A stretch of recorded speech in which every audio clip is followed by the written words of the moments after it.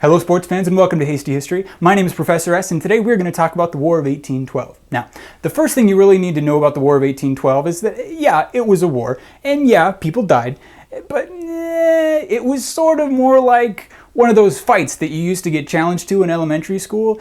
But, you know, when 3 o'clock rolled around, you wouldn't actually show up to the flagpole because you'd either forgotten or you just went home and watched Spider-Man.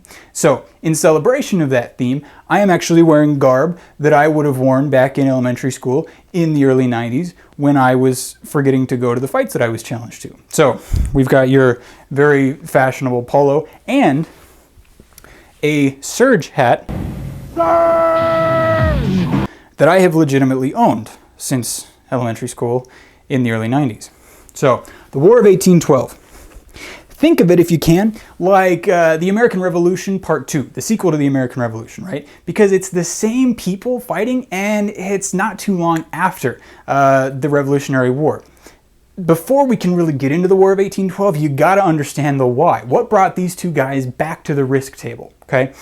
Three big things, three big beefs that brought everybody back to fighting once again. You can remember it ICE, Impressment, Canada, and economics. So, impressment is pretty simple. See, what's really important to understand is that around the time of 1812, Britain is fighting Napoleon.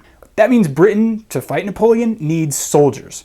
What they are doing is they're actually taking British-born Americans. So they're American citizens that happen to have been born in Britain, and Britain is basically taking them and conscripting them into the British Army, the British Navy. They're saying, yeah, you guys got to come fight with us. Or I should say, you sir, you must fight for the glory of the British Empire. And the Americans are saying, no thanks, dude, I'm American. British don't like this, so they do it anyway. In the Chesapeake Leopard affair, which is really the big point of impressment in the War of 1812, there are these two ships, the Chesapeake and the Leopard. So the British ship, the Leopard, attacks the Chesapeake and essentially kidnaps four British, actually American, but British-born sailors and says, "Oh, you sir, you're now part of our crew. Congratulations, old chap." And the Americans are saying, "Hey man, thanks for the kidnapping." This stuff makes the mainland Americans mad. They're trying to establish their independence. They're trying to grow as their own country. And Britain, you know, mean old dad is coming back and saying, actually, no, we're just going to take all your guys whenever we feel like it. So the second beef is Canada. See, since the Revolution, America had been expanding into what was then called the Northwest Territories. And, as is usually a problem when Americans expand, they found people already living there, the Native Americans, okay? So there's some settler on Native American violence that takes place, and what Britain is seeing is that this fighting is getting awfully close to their colonies in Canada.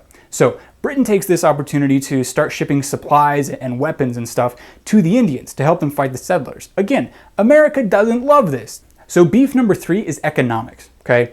Britain and France are fighting it out over in Europe, and America doesn't want to touch this one with a 10-foot baguette. They're staying out of it. But they do still want to trade with both Britain and France, so they do. This is how you get an economy running when you're a brand new country, right?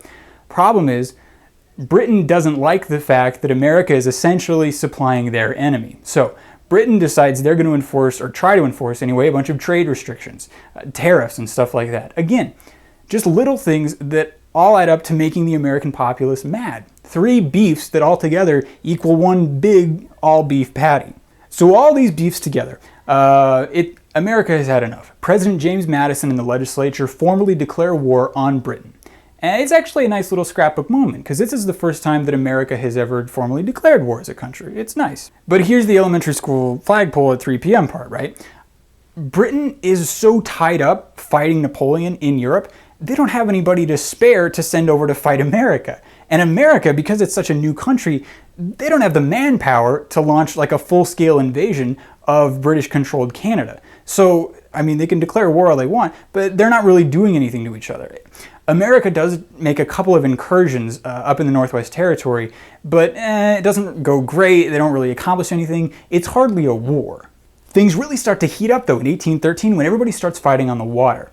America ramps up its naval production to 11, and they start winning some major victories on the Great Lakes. And at the same time, Britain starts raiding along the east coast of the US like raiding is going out of style. They attack Washington, D.C. They actually occupy the city, and they They burned the White House and the Capitol. This is actually called the burning of Washington. By 1814, Napoleon's out of the picture. He's been exiled. So Britain feels like it can finally turn its attention to this war that it's supposedly been fighting with America for the last 2 years. Thing is, in those 2 years, America has finally figured out how to actually fight a war. So Britain tries to invade into the American mainland through the south. They try to get in through Louisiana.